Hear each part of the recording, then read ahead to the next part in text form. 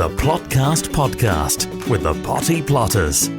Hello and welcome back to the Potty Plotters Plotcast. I'm Elaine. And I'm Julia. And hopefully by now you'll know our voices as we are the Potty Plotters. So welcome to episode 15. And if you've only just found us accidentally or otherwise, welcome. And get ready for an experience. And today's experience, Julia, is all about planting your taters. And we're going to set some beetroot as well. And if you behave, we're going to make some rhubarb gin. What do you mean if I behave? Well, I'm just saying. So that's what we're going to do. And we're going to teach you, again, how to do beetroot from seed. There's no need to go out and buy it. Just get some seeds and we'll tell you what to do. So, to start with, Julia, what we're going to do is we're going to get our chitted taters out. Is that what you've got in front of you? It is, yes. And these have just come out of my shed. They look a bit wrinkly. I know that feeling because over these last 15 episodes, I feel I've gone a little bit wrinkly myself. But I've got my lovely first early taters and look at the little sprouts. Now, when I say sprouts, I don't mean Brussels sprouts. No. I mean that they've chitted, so they've got little growths. I know that feeling as well. I know you can have those removed, but you don't want to remove those on your taters, do you? No, you don't. You want them on your taters. And so how big are they, Elaine? Well, what, the taters or the chits? The chits. The chits are, I would say, about half an inch to an inch. No, I'd say an inch, actually. Yeah. Would you? Yeah, because that's about 2.5 centimetres, 2 centimetres around there. That's what they are. Thank goodness we're in different generations, really, sort I of. kind of interchange between the two. I'm a very confused person. I just make it up. But no, generally, they are, the potato itself is the size of an egg, and I've only got 3 chits on. Now, 3 chits is perfect. I don't want any more than that. If it is that you've got more than 3 chits, knock them off. Don't be brutal. Don't rip into the potato. Just simply knock them off. I'm now looking. Oh, look at this monster. Right, I've got one. It isn't a monster. It's a It looks potato. like you could enter it in some kind of bizarre competition, yeah. Or whatever. And so I've got more than 3 there. And all I'm going to do is simply take that one off. Now, you see, I've not ripped the potato, but I don't want lots of top growth. I want more potato. So all I'm going to do is sacrifice that. I've chucked that to one side. I'm taking that one off now. I've gone a bit mad. But that's what we're actually going to do. Oh, right. Well, we'd better get going outside then. Come on. I'll dig and you use the knob. All right then. The Plotcast podcast with the Potty Plotters. So here we are then, Julia. Come outside and it is a lovely day. Now then, I've rolled my sleeves up and we are stood next to my raised beds. Can I just say I'm stood on your raised bed so that I can be the same height and work this microphone, and I'm trampling all over the lovely compost, but don't tell me off. Well, I'm going to tell you that this raised bed is 4 foot by 8 foot, something like that, which some people would say was probably the ideal for a burial area. And if you stand much closer onto my raised beds, you will know about it because you're trampling on all my beautiful compost and soil. Well, I'm sorry, but you're a whole foot taller than me. I need a bit of elevation. You'll get some in a minute where you didn't expect it under your chin. Anyway, darling, so what I've actually done is back end, so it was around October time when I changed all my plot round, I filled the raised beds with lovely compost, soil, dug it all through, smashed it within an inch of its life, and then did I didn't do a load of horse muck, I got a load of horse muck and put all of that in over the winter. And Julia, this is Gardener's World stuff, can we say that? It is beautiful. It's lovely and crumbly. It's very dark. Well done. 10 out of 10, Elaine. But let's put it this way. Most allotment sites, unless you've been on the plot for a few years, it can be quite lumpy and hard work, can't it? We don't want anything that's lumpy or hard work, Julia. Not even in your plot, no. But what I've done now is, as I always do, and I know you don't like it, but I've done lines. I did lines as a child and I think they've stuck with me. So what I've got is 2 knitting needles, and between the knitting needles I've put a piece of string, and that has gone the whole length twice on this raised bed. And the reason that I do it is because the knitting needles never rot and I like to work to a line. With potatoes, I want to know what is a potato that's sprouting, that's coming up. So we're going to do 2 methods. I'm trenching one lot and we're going to get the big knob out.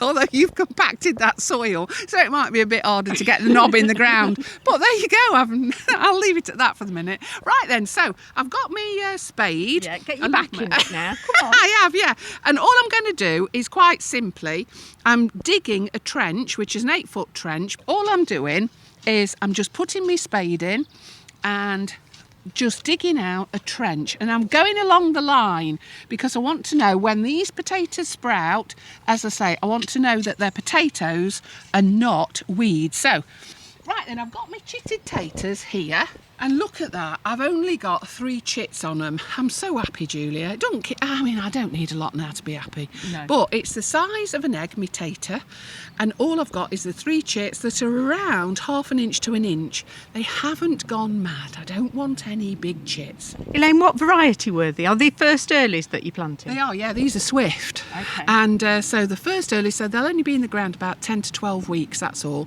But with the weather warming up, it's a perfect opportunity to put them in. Can I just ask you, at this time, has your husband already planned to go on a no-carbs diet for when they come out? Because that's normally what happens, isn't it? You know, we were talking about this could be a burial ground. If he even thinks that that's what he's going to do, he'll be in it. Right then, so no taters. All I'm going to do now then, Julia, at the bottom of the trench is, if you come down here, now if I get down here, I might not get back up. Now put your tater in and make sure that it's stood up on its end. I'm not lying it down. So it's still standing up like an egg. That's all. And then I've got my next tater. And again, the chits are on it. 3 chits. Blooming out, honestly. Anybody think I'd rehearsed this? Yeah. Oh, we haven't? Have you knocked any chits off, or have you is that just how they've happened? I haven't touched the chits. Anyway, oh no, there's another one with 3. I can't believe this is happening. There's another one here with 3. So I'm spacing them out around, is that about 8 inches apart, do you think? Yeah, that's about 8 inches. You're getting good at this now. This is one after the other. They've all got 3 chits on. I can't believe it. Anyway, I'm going to do a whole row. They've still got 3. Anyway, I'm just going to go 8 inches apart. I'm going to do the whole row. And then, Julia, all I need to do is to cover it up. Now, I'm quite happy to do that with my hands because the soil is so lovely. Cover them up, level it out, make sure the string doesn't move. Keep that string in position so that when they start to sprout, I know that they're potatoes. If we're forecast a frost, don't worry about it. They're far enough down, and actually, we shouldn't get any frost now at this time of year. Let's go to the knob. So we're coming over to the dobber now. It certainly is. Now, if that's not 12 inches, Julia, let's have a look. What do you reckon? 12, 24... 36, about 3 foot. Yeah, well, it's up against you. It's up to my hip. It is, yeah. And then it's got a It's up to your knees. It's not much higher. And then all I'm going to do, so I've got a handle on the top, and what you do is you put it into the ground and you push down and you swirl it as well. So watch this. So you just put it in the ground down there, right, dead easy, and all you do is you swirl it round, and then go about 8 inches. That's where I need to go. That's where you've just been stood, Julia, and compressed all the soil. Don't worry about me if I break my back. Oh, I've got a squeak.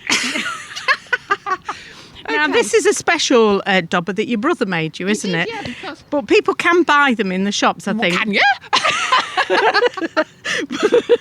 But this is a special one, and I noticed that he's actually made inch markings all the way up all the way up that end that you're dobbing in. I don't really know why. He obviously felt sorry for me not knowing me feet and inches and everything. No, he's done it for measuring, Elaine. Oh, right. Okay. Well, there you go. Look at that. I've whizzed along here. So when oh, that was a nice one. It just slipped straight in. So I've gone down about 8 inches. And I've gone along the whole row, Julia. Oh, you're right. This gets you really excited every year, doesn't it? I do like it, actually. I just think there's some satisfaction in knowing that any second, mind that dustbin, Julia, because if you fall over that, I'll get done. Right, look at that. Have you finished yet? yet? One more. That'll do. Oh, that went straight down. Brilliant. Right, leave that knob over here. Right. And all I'm going to do, go back to the chitting taters. Oh, there's only 2 on that one. All right then. But all you do is drop it in the hole. There you go. It's gone. Next. 2 on that one. Well, I was going to say that looks easier work, but actually the noise that you were making and all the huffing and puffing, I don't know whether it was. Have you ever worn a microphone, Julia? Contact the Potty Plotters anytime on Facebook, Twitter and Instagram at Potty Plotters or email naughtycorner@pottyplotters.uk.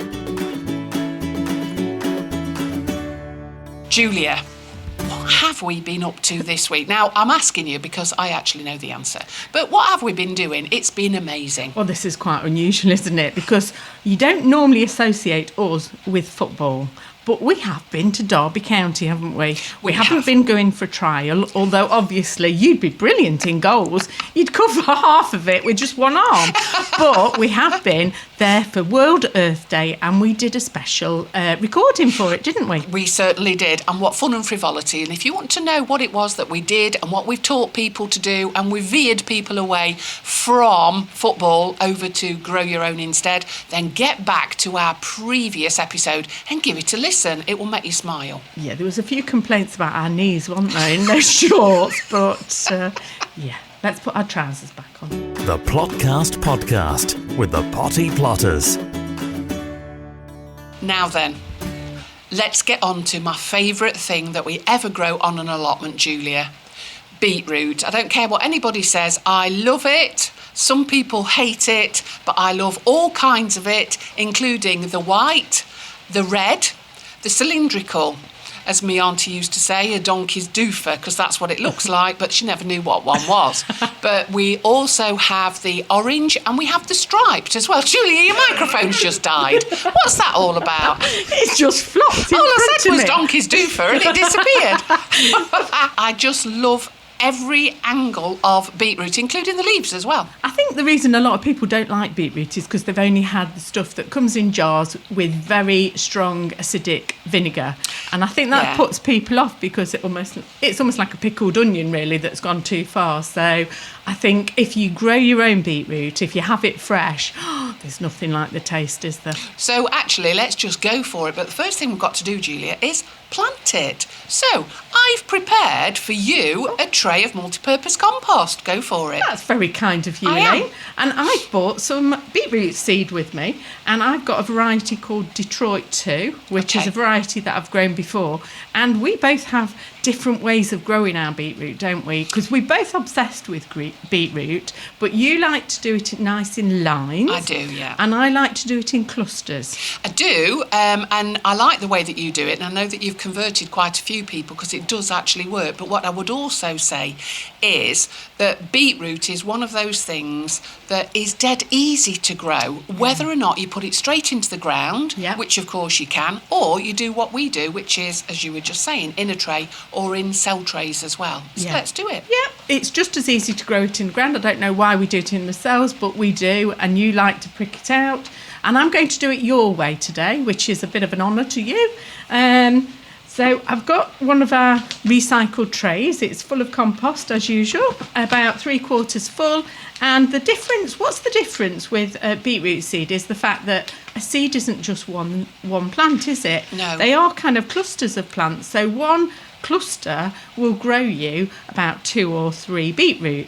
And so what I have to do with mine, because I grow them in clumps, I have to pull every other seedling out, which then I use for salads and things like that, because you can use it as a micro green. It's perfect. Keep you on trend. I know. Well, I don't like to waste anything. No, and it's a good idea to use everything. And as you say, you can even use the leaves. You can use them when they're tiny, or as they get a bit bigger in salads as well. If you don't want to be pulling them out every other one to get so that you're not just getting smaller ones, you can buy them that just produce one beetroot. I think they're called mono seeds, are they?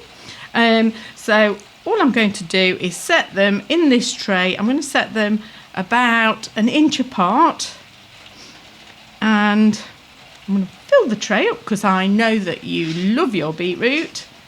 And how long will they take to grow then, Julia? Oh, at this time of year, I don't know if you've noticed, but the seedlings are coming up so quickly now that, the weather's warming up. I mean, you can tell by the weeds that are coming up, to be honest, the way that it's warming up outside. So say about 7 to 10 days they'll be through straight away. And then what are you going to do with them? Then I'm going to give them you, because I don't like to grow them. I don't like to grow them this way. But what I'm going to do now I've put the seeds on the compost, I'm just going to cover them with some more compost to the top of the tray. Well, just slightly under the top of the tray, so that when we water them it doesn't go everywhere. And I've actually got a bath here with me, Elaine, because what we're going to do with these seedlings, because they're quite big and chunky, I've made a right mess all over. I wasn't going to say anything. It's a good... You know when people say, why aren't you on the telly? It's because we're so damn messy, that's why, isn't it? Look at it, it's everywhere. Flipping heck. Glamorous we are not. So I've got a cell tray. No, what's that called? It's called a watering can. A bath. Is it like I Spy but different? I've got a tray without holes in it. Okay. And I'm going to fill it with water, Elaine. Yeah. And all I'm going to do now that we've planted we've set the beetroot seedlings in the tray, I'm going to soak it in the bath. And I'm just going to leave it in here until it's absorbed enough water so that it's wet on the top. And then I'll just pop it in the greenhouse and leave it to come on and grow naturally. I'm not covering it or anything like that, because they will be up within within 7 to 10 days. It's like a circus act, this, isn't it? She's thrown compost everywhere, she's watered her feet, she's put water in a container, and now she's trying to throw things so that she doesn't move away from the I should have placed it a bit closer. I should have realised that my arms aren't that long, should I? Right then, have you got any hints and tips for this week or not? Well, what I would say is, if you're going to water any seedlings, do them at a warm temperature. So in your greenhouse, fill your watering can beforehand so that it actually gets to the temperature of your greenhouse. That's always good, because you don't want a shock of a cold bath, do you? You certainly don't. And if you've got seedlings at home on the windowsill, then don't water them with cold water, water them with warm water so you don't put them into shock. And it really does work. The Potty Plotters Podcast, with simple recipes for gluts and guts. Right, Julia, I know that you like gin.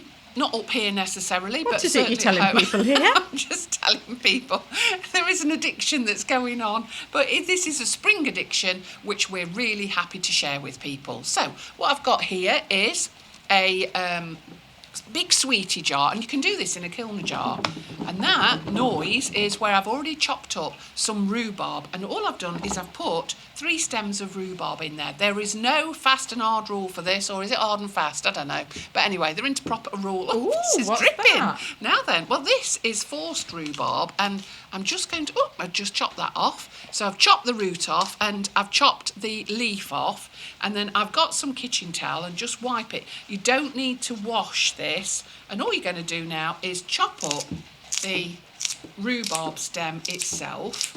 It's fluorescent pink, and let me tell you, when I finish this in a week's or so's time, it will be bright pink, this gin. I've got half a bag of sugar, so it's about a pound of sugar. Pour it into the sweetie jar, and now put the top back on. Tell you what, this is super fast. Give it a good shake. It's the only exercise I get, actually. This is the one. I knew it would.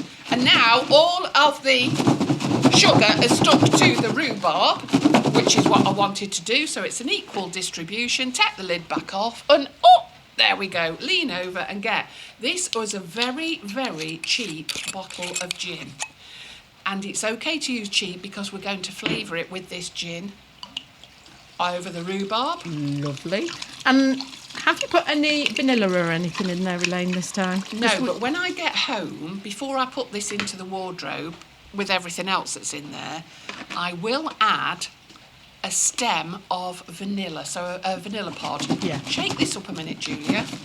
I said that. Screw the top on. It's being showered in gin. Right then, so that now can sit until I get it home, and then you have to keep on shaking it until all the sugar is dissolved. Is that going in your wardrobe It with all of certainly the others? is. Yes, and then in about a fortnight, let's get it out and taste it on a podcast. Ooh. That could be a fun podcast to have. That'll be a short one, won't it? So, Elaine, we are now getting listeners from further afield outside of our county boundaries. We've had a lovely message from a lady called Kaylee Clevert, and she's in West Sussex, and she's said that she's enjoying listening to us. Isn't that amazing? We've actually travelled. It is. I'm looking boz-eyed at you because I've never heard of the place. But isn't that lovely? Where is it? Is it abroad? It's more than one county away, I know that. Thanks, Kaylee, for getting in touch. And it was brilliant that you managed to find us on our Instagram, Facebook or Twitter account, whichever one it was, at Potty Plotters, or on our website. Did you contact us on that? No, it was on our Facebook page, I think. OK, then. But we have got a website. It's pottyplotters.uk. And what about email, if somebody wanted to contact us on that? Well, we've got the naughty corner at pottyplotters.uk. Which is brilliant. So what's coming up next week? Well, I can tell you what is going to come up, which is we're going to look at the sweet peas that we did a few episodes ago now, actually. But they've grown tremendously and we're going to plant them on. What else we're going to do? We're going to look at planting some cabbages. Oh, you're dead good at cabbages, Julia. Some people would say about cabbages that some people have got faces like one, but it's not me. But what I'm going to say is, don't forget, if you have enjoyed what you've been listening to, we'll only take half an hour out of your day, but we are going to teach you how to grow your own. So, if you want to listen to us at any time, just press that button, the follow or subscribe, whichever one's best for you. And until next time, we're going back into the polytunnel now because it looks like it's going to rain, actually. The Plotcast Podcast with the Potty Plotters is an Amberland Media production.